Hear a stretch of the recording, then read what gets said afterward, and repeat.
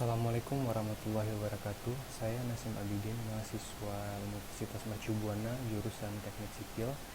Dalam video kali ini saya ingin mempresentasikan tugas besar 2 mekanika tanah saya.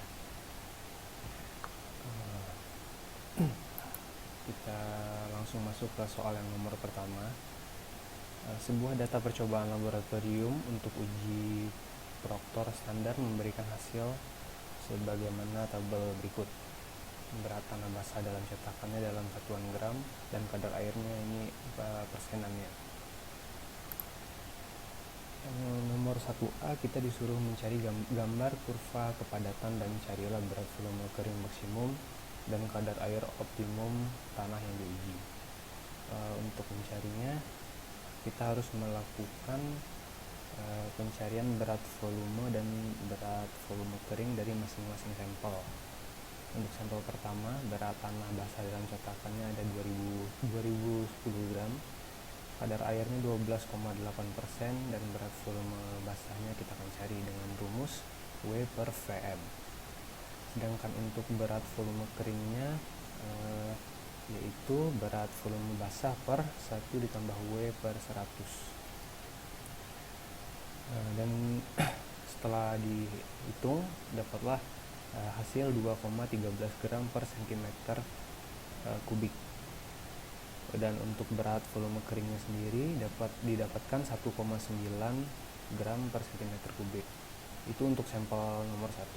Cara yang sama kita lakukan juga pada sampel nomor 2. Didapatkan hasil 2,21 gram per cm kubik, dan untuk volume keringnya didapatkan 1,92 gram per cm kubik.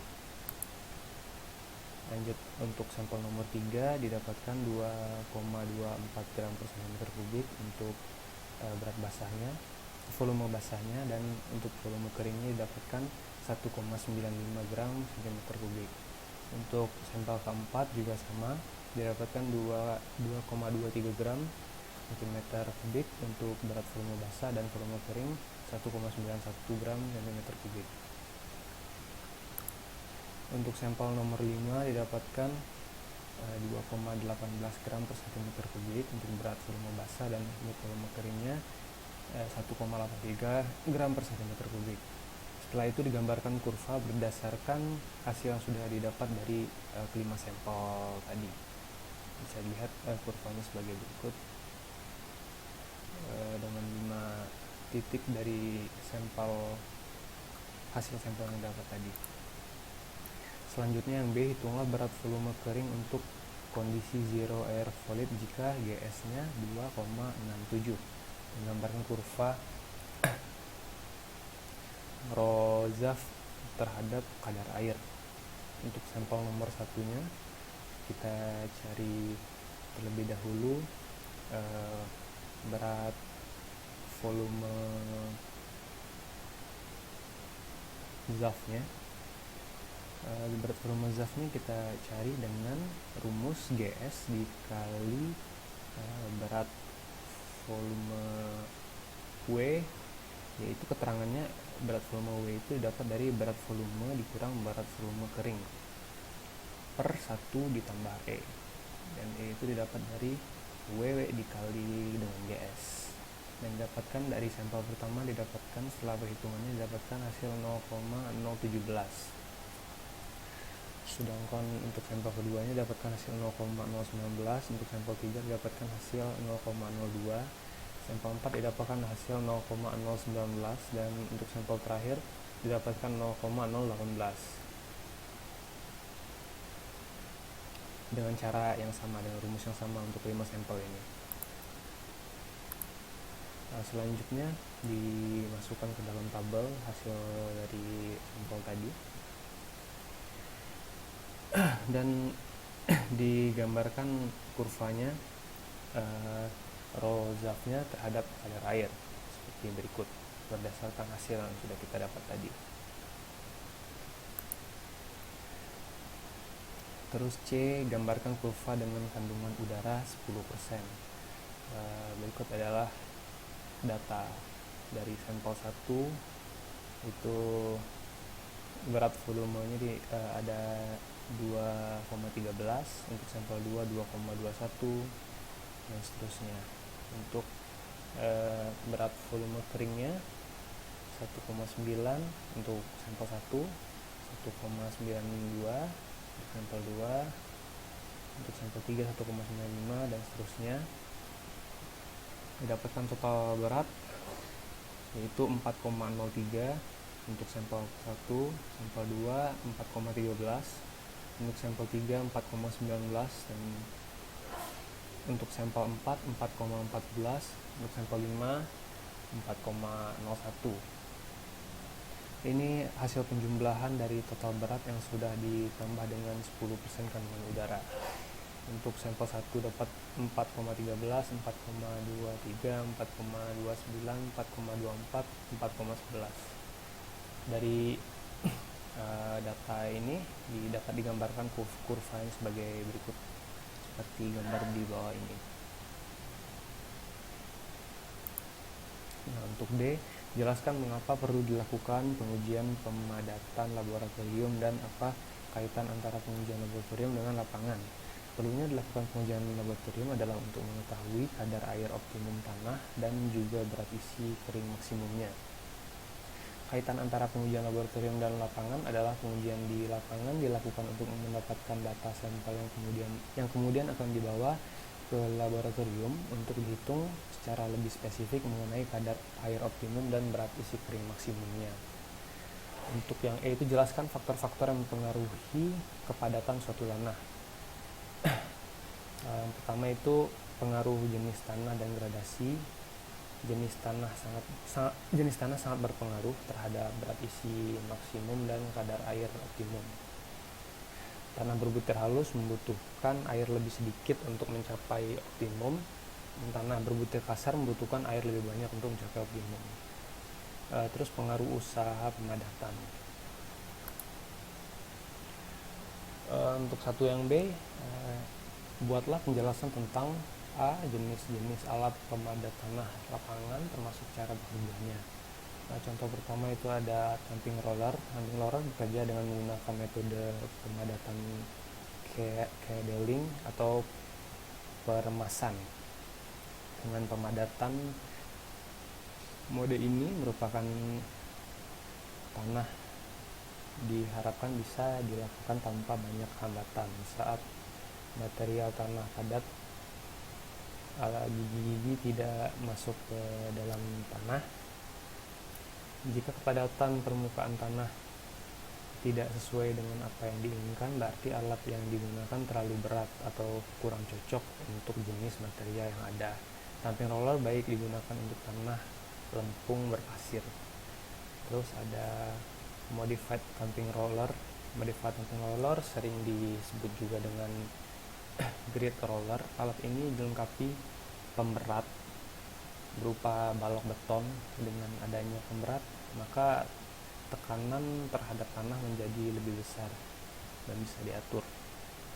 Jika tanah mengandung bebatuan, grid roller diberikan pemberat bisa memecah batuan sehingga permukaan tanah lebih rata.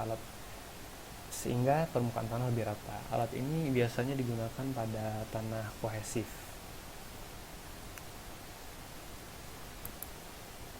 Selanjutnya ada smooth wheel roller.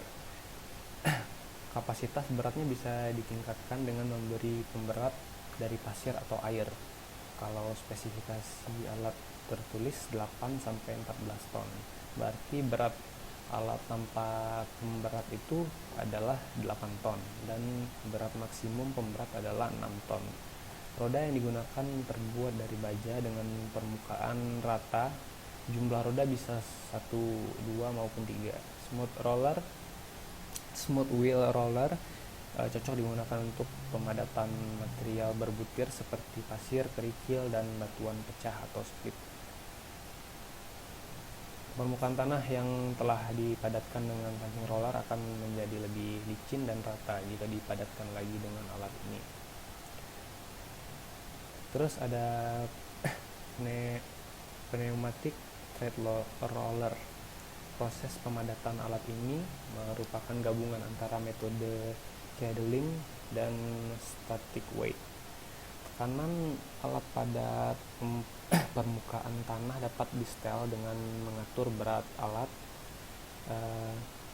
menambah atau mengurangi tekanan ban. Pengaturan berat alat bisa digunakan dengan menggunakan balis atau batu. Penambahan berat bisa mencapai 2 kali lipat. Apabila mau memadatkan lapisan aspal panas, alat ini bisa digunakan tanpa balas. Selanjutnya ada vibrating compactor. Material yang bisa dipadatkan antara lain pasir, kerikil, dan batuan split. Hasil pemadatan juga lebih baik dari alat pemadat lainnya karena faktor tekanan dan getaran terhadap material di bawahnya. Dengan adanya getaran, maka partikel yang lebih kecil akan mengisi rongga di antara partikel yang besar. Dengan adanya tekanan statis, maka tanah akan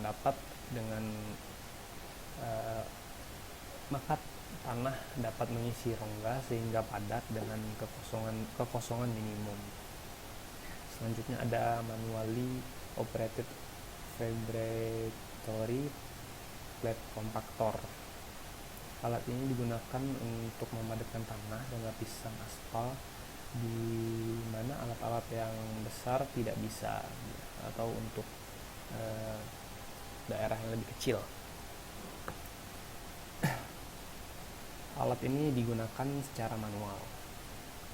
Selanjutnya manually operated corner compactor, ini juga digunakan secara manual.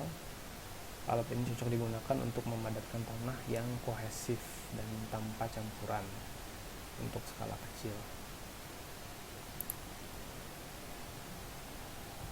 Selanjutnya yang B, bagaimana cara atau prosedur pelaksanaan pemadatan di lapangan termasuk aplikasi nilai kadar air optimum yang telah ditemukan dari uji laboratorium.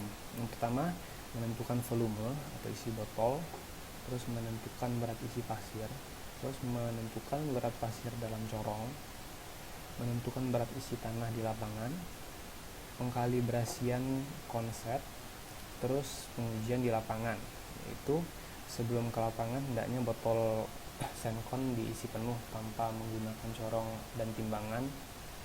Terus timbang nampan, letakkan pelat dasar berlubang pada daerah yang akan diuji. Terus buatlah lubang galian pada lubang pelat tinggi kira-kira itu 15 cm.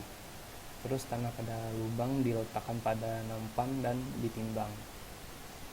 Kemudian balik botol senkon di atas plat berlubang dan buka keran penutupnya. Tunggu hingga lubang terpenuhi. Setelah penuh, tutup keran pada corong dan timbang botol berisi pasir sisa pengujian. Kemudian hitung volume lubang. Selanjutnya itu dilakukan pengujian kadar air di laboratorium. Untuk yang C, bagaimana cara mengecek kepadatan tanah di lapangan pada tanah yang selesai dipadatkan. Caranya pengujian senkon digunakan untuk memeriksa kepadatan di lapangan pada lapisan tanah atau lapisan perkerasan yang telah dipadatkan dengan menggunakan pasir kuarsa sebagai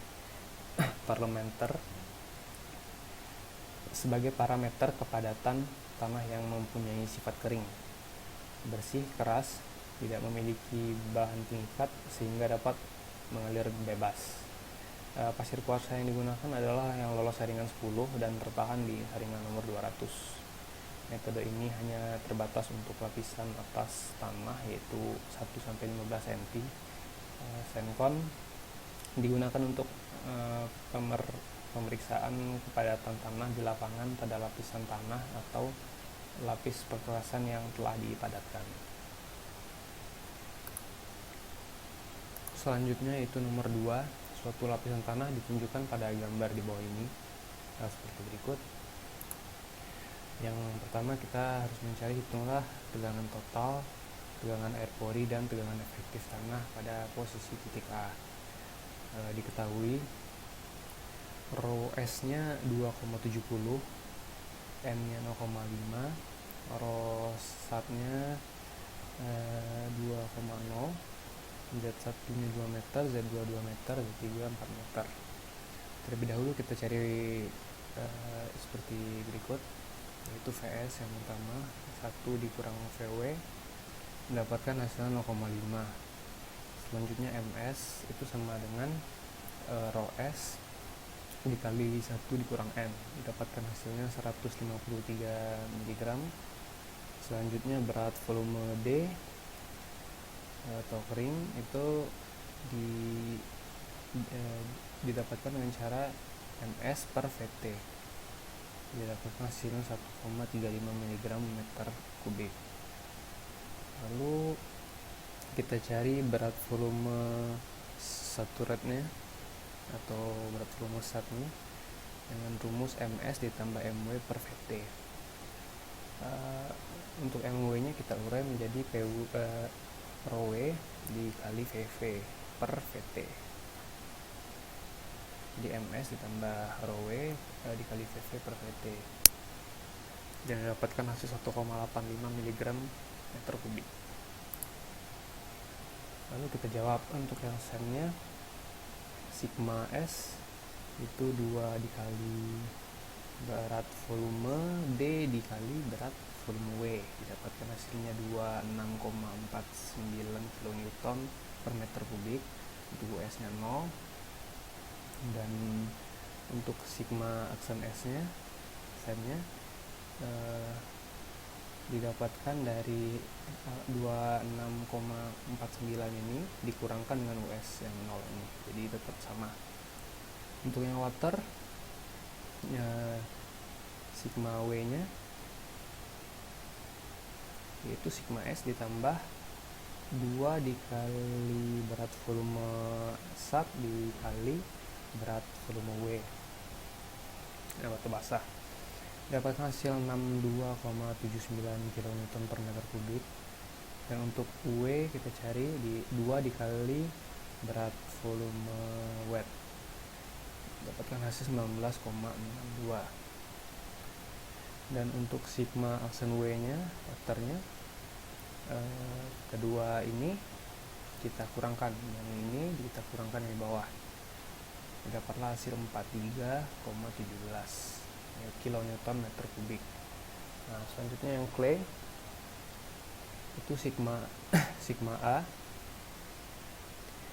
kita dapatkan dengan sigma W, kita tambahkan 4 dikali berat volume SAT-nya dikali berat volume wet, mendapatkan hasil 141,27 kN meter kubik.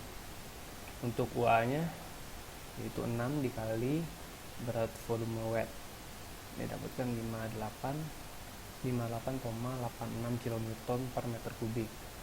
Nah, yang terakhir untuk sigma aksen A-nya clay, kita kurangkan sama seperti tadi, yang atas ini kita kurangkan yang UA di bawah, didapatkan hasil 82,41 kN per meter kubik. Gambarkan diagram tegangannya. Berikut adalah diagram tegangan yang kita dapat dari hasil yang didapat setelah perhitungan tadi. Nah, yang C, hitunglah tegangan total. Tegangan air pori dan tegangan efektif tanah pada posisi A apabila naik sampai permukaan tanah. Gambarkan juga diagram tegangannya.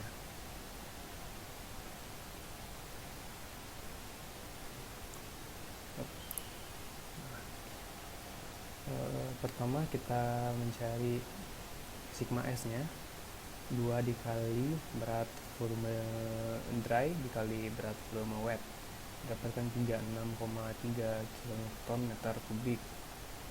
Selanjutnya sigma W, sigma S ditambah 2 dikali berat volume SAT dikali juga berat volume wet, didapatkan hasil 72,6 kN per meter kubik. Untuk selanjutnya sigma A,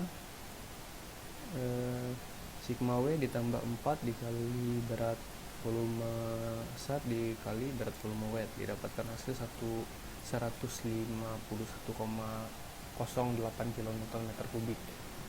Selanjutnya untuk U, ya US nya didapatkan dengan 2 dikali berat volume wet, dapatkan hasil 19,62 kN per meter kubik. Untuk W nya 4 kita kali sama saja dengan berat volume wet, mendapatkan hasil 39,24 kN per meter kubik. Untuk A nya 8 kita kalikan berat volume wet, didapatkan hasil 78,48 kN per meter kubik. Untuk sigma aksen S itu sama dengan sigma S per US, sama dengan 36, didapatkan hasilnya 16,38 kN per meter kubik. Untuk sigma aksen W itu didapatkan dengan sigma W dikurang W, didapatkan hasilnya 33,36 kN per meter kubik. Untuk sigma A didapatkan dengan sigma aksen A didapatkan dengan sigma A dikurang UA, 151,08 dikurang 78,48 didapatkan hasilnya 72,6 kN per meter kubik. Hitunglah tegangan total tegangan air pori masih sama, dan tapi ini adalah gambar diagramnya dari data yang ini.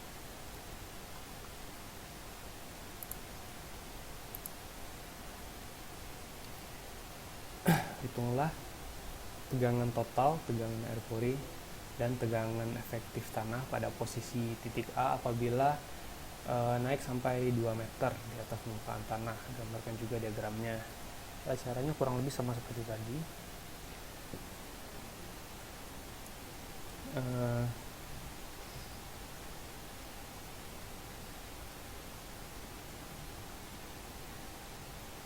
Untuk sigma W nya dikali 2,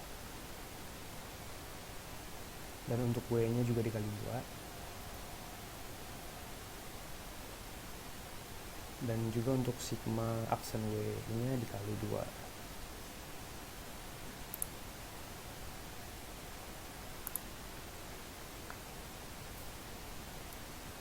Nah, ini adalah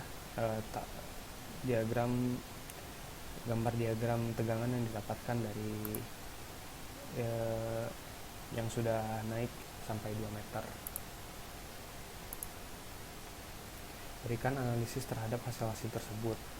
Menurut saya kesimpulan yang didapat dari hasil tersebut adalah semakin dekat permukaan air dari tanah, maka tegangan efektif pada tanah tersebut pun akan berkurang, yang dapat berakibat pada berkurangnya kekuatan dari tanah tersebut.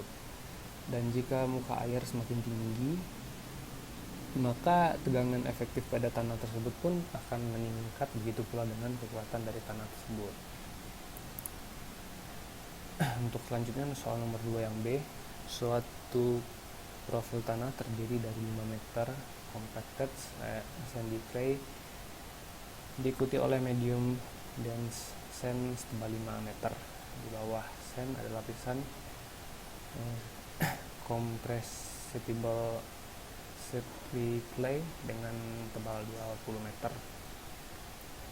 Muka air tanah mula-mula berada pada dasar lapisan pertama pada 5 meter di bawah muka tanah. Kepadatan tanah adalah 2,05 mg per meter kubik, rho 1,34 mg per meter kubik, rho zatnya, dan 1,22 mg per meter kubik rho aksen untuk masing-masing lapisan tanah tersebut.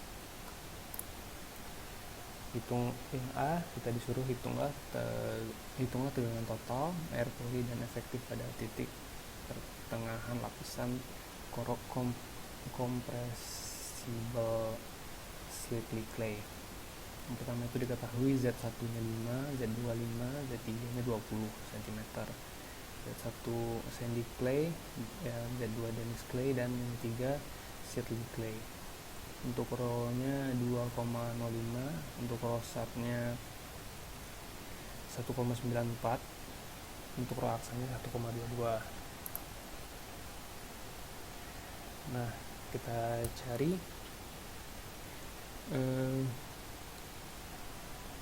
sigma P nya, yaitu 2,05 dikali 5 ditambah 1,94 dikali 5 ditambah 1,22 dikali 10, didapatkan hasilnya 23,15 mg per meter kuadrat. Untuk UP nya itu 5 dikali 1 ditambah 10 dikali 1,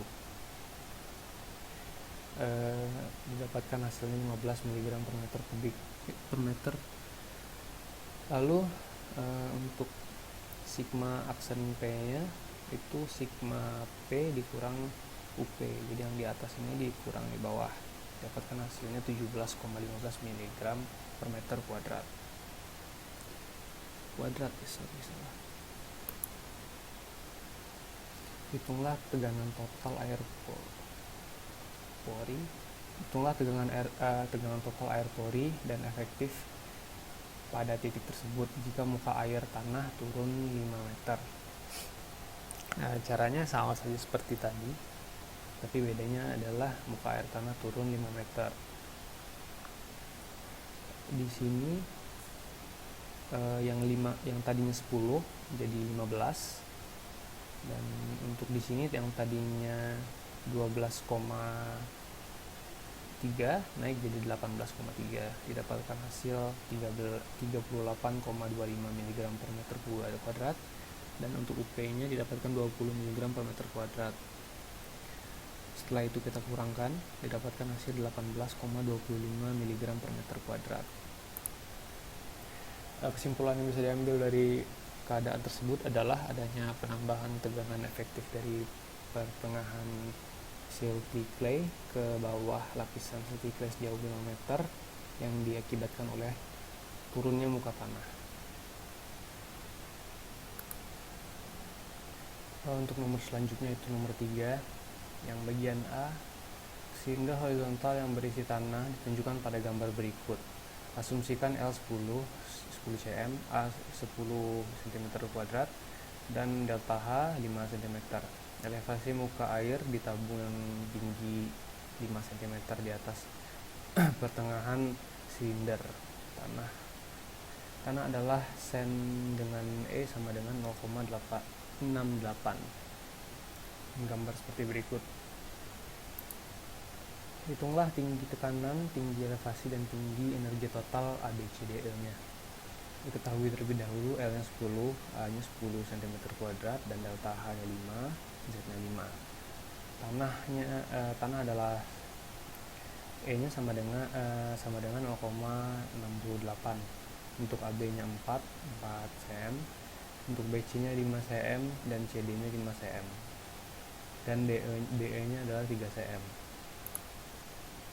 Yang pertama kita cari dulu tekanan dari masing-masing ABCDE-nya. Untuk A-nya itu jadi 5 ditambah 5 sama dengan 10 cm. Bernilai sama. Untuk A dan B bernilai sama karena belum mengalami kehilangan tanah. Yang B-nya juga sama 10. Untuk yang C-nya sama dengan 10 min 10 dikurang 5 dibagi 2 sama dengan 10 dikurang 2,5, didapatkan hasilnya 7,5. Berbeda dari yang lain, berbeda sendiri karena dapat pada titik ini adalah tempat air berpasir. Untuk yang D dan E nya itu sama-sama 5 cm, bernilai sama karena sudah mengalami kehilangan tanah. Selanjutnya kita cari tinggi elevasi dari masing-masing. HZ dari A itu 0 dikurang 5 dan tumnya ke titik A, didapatkan hasilnya minus 5 cm. Untuk yang B nya juga sama, minus 5 cm dan tumnya ke titik B. Yang C nya itu dia dapatkan hasil yang sama juga, gantung ke titik C, dan yang D nya didapatkan nilai sama juga, datum ke titik D, dan yang E juga sama, 0 dikurang 5 dapatkan 5 cm. Untuk hazardnya jadi min 5 cm karena diukur dari datum titik rendah.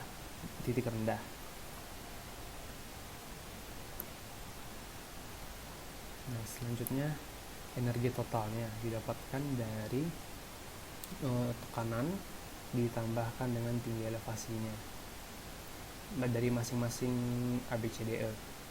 Untuk yang A 10 kita tambahkan minus 5 dari hasil sini. Untuk tinggi elevasinya semuanya sama, minus 5. Yang membedakan cuma dari tekanannya saja. Untuk yang A 10 ditambah minus 5 dapat hasil 5 cm.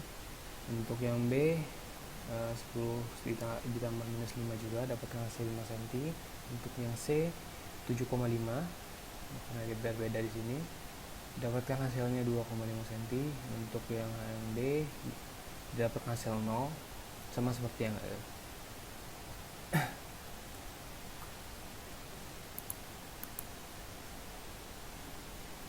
Nah, untuk soal selanjutnya dengan gambar berikut, gambar jaringan aliran untuk rembesan di bawah satu struktur seperti pada gambar tadi, dan hitunglah besarnya rembesan jika koefisien permeabilitas tanah adalah 5 dikali 10 pangkat min 5 meter per detik. Pertama itu diketahui H1 nya didapatkan 11,50 meter, itu 2,50 ditambah 9. Untuk H2 nya 7,25, untuk H nya 3 meter, untuk D nya 8 meter, didapatkan A 50,24 meter kuadrat. Untuk K nya 5 dikali 10 pangkat min 5 meter per second. Untuk L nya didapatkan 5,50 meter dari hasil 3 meter ditambah 2,5 meter. Untuk delta H nya sendiri didapatkan dari H1 dikurang H2, mendapatkan 4,25 meter.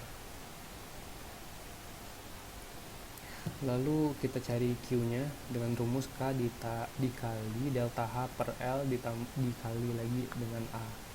Dimasukkan angkanya 5 dikali 10 pangkat min 5 dikali 4,25 per 5,50 dikalikan dengan A nya 50,24, dan didapatkanlah hasilnya 1903 424 dikali minus 8 dikali 10 pangkat minus 8 meter kubik per second per meter. Berikut adalah gambar dari jaringan alirannya.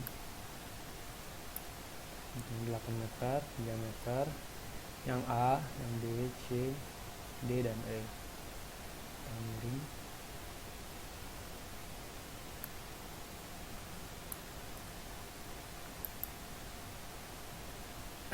Berapakah gaya angkat uplift pada dasar struktur? Untuk yang B. Untuk H itu 3 meter, NF nya 2,50 meter, ND nya 6. Lalu H nya kita bagi dengan ND, didapatkan hasil 0,5. Untuk pressure head nya yang A itu HA nya didapatkan hasil 5 meter dari 3 ditambah 2,50 dikurangkan dengan 0,5. Untuk yang B nya didapatkan hasil 4,5 meter, itu didapat dari 3 ditambah 2,50 dikurang 2 dikali 0,5. Untuk yang C nya itu didapatkan 4 meter, didapatkan dari 3 ditambah 2,50 dikurang 3 dikali 0,5. Untuk yang D nya didapatkan hasil 3,5 meter, didapatkan dari 3 ditambah 2,50 dikurang 4 dikali 0,5. Dan yang HE nya terakhir didapatkan hasil 3 meter, didapatkan dengan 3 ditambah 2,50 dikurang 5 dikali 0,5. Deep feed pressure-nya untuk yang A didapatkan hasil 5T per meter kuadrat. Untuk yang B didapatkan hasil 4,5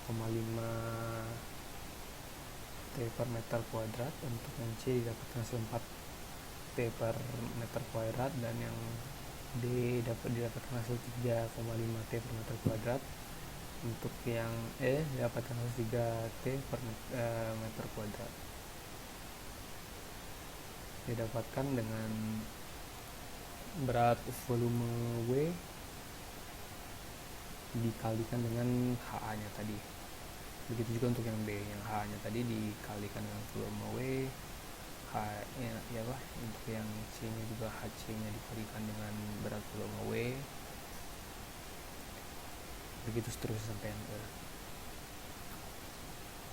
Mungkin sekian penjelasan dari presentasi dari tugas besar 2 mekanika tanah saya. Mohon dan kurangnya mohon dimaafkan. Assalamualaikum warahmatullahi wabarakatuh.